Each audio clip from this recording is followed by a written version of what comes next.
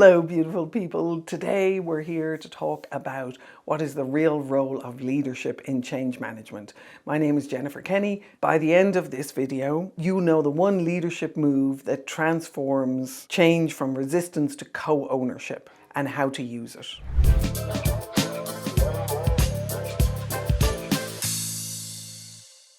So the interesting thing about change management is there's an awful lot of stories around it, around how difficult it is, around how people resist change, and around how to try and make it work. So I don't really subscribe to the idea of change management per se, because I'm much more interested in how do we help individuals see new possibilities, and how do those new possibilities open doors and opportunities for them that they are willing and wanting to step into. So rather than try and manage people through change, I'm much more interested in having them be excited about it and how can we get ourselves to that point. If leaders tune into the emotional energy that is going on in an organization during a large change, they actually increase their chances of success. And I'm going to talk about what it means to do that.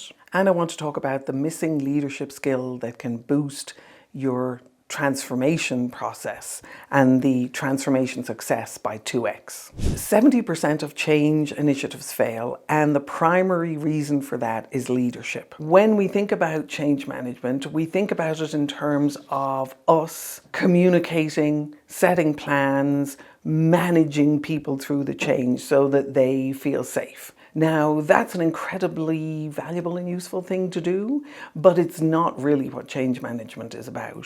Change management is really about helping people see new possibilities and having them decide for themselves as autonomous human beings whether or not that is an opportunity that they want to subscribe to, and helping them step into that process. So if you move your focus from being one of telling people what to do, communicating the change to them, versus actually helping people see where the opportunities are for them within the change, you'll notice a significant difference in the effectiveness of your change management initiatives. Now, I'm not saying that people don't need to be told where the organization's going.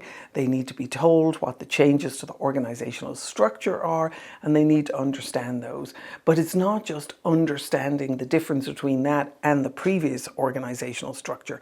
It's understanding and answering the real question of what's in it for me? How do we help people understand why this is going to make the organization more effective? Why this is going to make their job potentially easier? Why they're going to have more opportunities? Why they're going to be able to learn new things? How this is going to serve their customers better?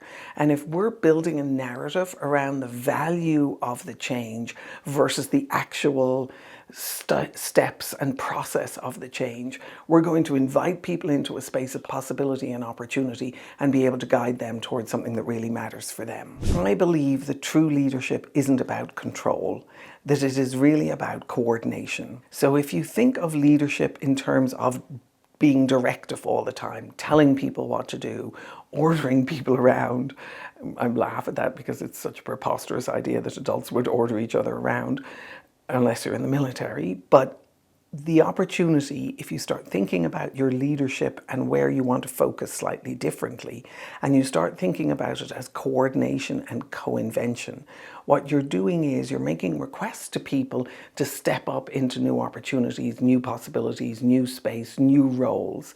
And you are supporting them in doing that process because you're the customer for the work that they're doing, but they're really the customer for their own success in the new organization. I'm working with some incredible groups of people at the moment, and they are going through an enormous amount of change. And their HR organizations are playing a very important and pivotal role in that, in terms of laying out the org and helping people understand what their roles are. But it's up to the individual leader to help people understand why this is valuable, what the context is for the change, what it is that they are looking to accomplish as a result of the change, and what the new roles and responsibilities are really going to look like, and what the new opportunities are for people in this new environment. The other thing that we forget when we're talking about change management, and particularly as leaders, is that command and control is going to produce resistance. It always does. If you're listening to this video, it means that you are seeking new learning. It means that you are capable of thinking for yourself. It means that you are interested and ambitious and you want to contribute more to the world. You want to be recognized for what you do. You want to add more value. You want to get yourself promoted. You want to move into new roles. You want to find more things that you enjoy. And I am here to support you on that 100% because I love those kind of people. But what's also showing up for you is you're showing an amazing amount of agency. As you go through the change process, whether it's with your team or whether it's with an entire organization that you're a part of, or whether you're leading an entire organization, the opportunity here is really to be able to recognize your own agency and how that sparks your commitment to add value, to contribute, to make things better, to serve customers, to create new products, to bring new products to market. Whatever it is that you're doing in your organization, it's your agency that is actually facilitating that. And so what you want to do as you start thinking of yourself in terms of someone who is leading change and who is managing change, and I put that in inverted commas because managing and leading change are really two different things. If you are leading change, then what you're doing is you're looking to help others step into their own agency. One of the most effective ways to do that is to start recognizing your own, to be able to see what it is that gives you a sense of agency, to see what it is that makes you feel engaged, committed, joyful, appreciative, adding value, confident, ambitious about work, and how do we create that environment for others around us. Now, when you're doing that, remember, not everybody comes locked and loaded with ambition. A lot of people are mostly trying to get by. But the opportunity for you as a leader is to be able to help people recognize and adapt to and understand and cultivate and grow their own agency.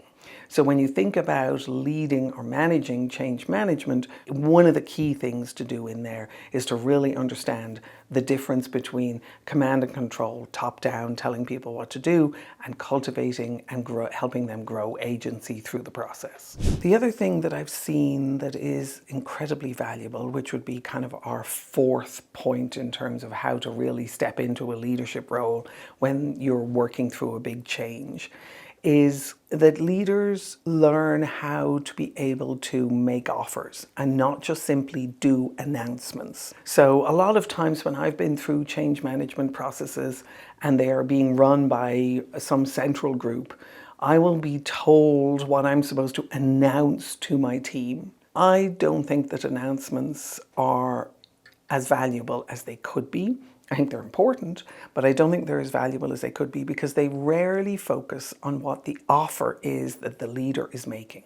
So think about that for a moment. If I'm simply making an announcement and I'm saying we're moving from this org to this org, we're promoting these people, we're aggregating these other people into a different team, we are incorporating a new team in under our own one, we are moving some other people over to another team, we're doing some kind of change within the process, or we're introducing new technology, or we're introducing a new process, or we're going after a different market and we're trying to align ourselves with that. They're going to be organizational and process changes associated with that kind of change every single time that we do it. But if we're focused on the point that I made earlier, which is the what's in it for me, one of the most valuable things that we can do for people is that we can stand up and explain what it is that we're doing and what it means in terms of the org and what it means in terms of the market and the opportunity. We can speak to all of that, but we can also make a very powerful offer ourselves. We have a role as leaders in that process. What is the offer that you're going to make to your people as you go through this process? So the offer might look something like, I myself am going to be changing my role. I am going to be looking for people to make offers to me to help me be able to pursue this new opportunity, go after this new market, introduce this new product, make ourselves more efficient, provide better customer service, whatever it is that we're looking to do, and what you have an opportunity to be able to say, I am offering to be part of the team that is really helping us identify where exactly those opportunities are and set up those new processes. I want to offer to support all of you in the change that you're going through. I'm going to offer to have office hours for an hour a week as we go through this change process.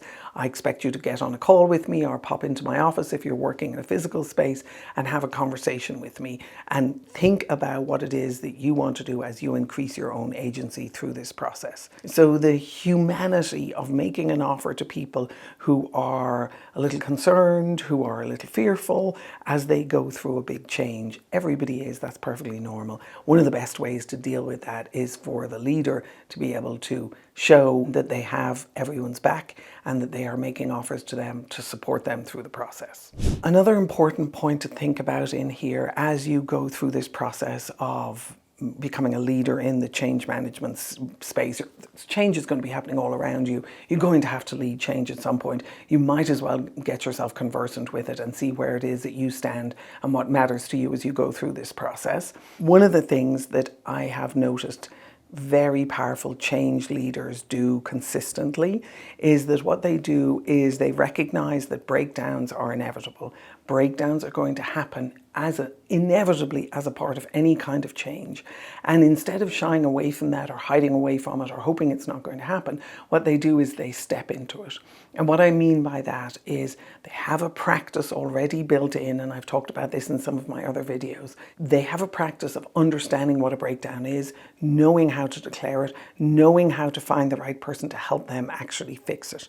And so what they do, they're almost able to preempt some of those breakdowns. So for example, if you are incorporating in a new team, you can anticipate a whole lot of coordination breakdowns associated with that. They're going to have different practices, they're going to have different timelines, they're going to have different standards and different expectations.